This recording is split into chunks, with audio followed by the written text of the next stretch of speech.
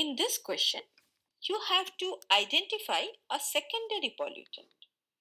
Now, ozone is the secondary pollutant from the given options because it is not directly emitted into the atmosphere, but it is formed through chemical reactions involving primary pollutants and sunlight.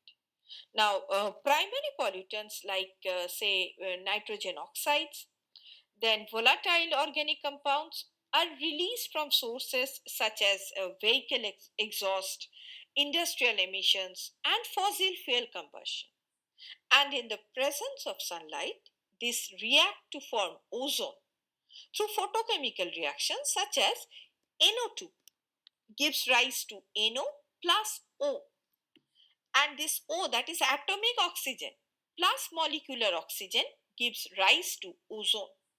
Hence, this is the correct option. Carbon monoxide, carbon dioxide, and sulfur dioxide are incorrect because all these are primary pollutants.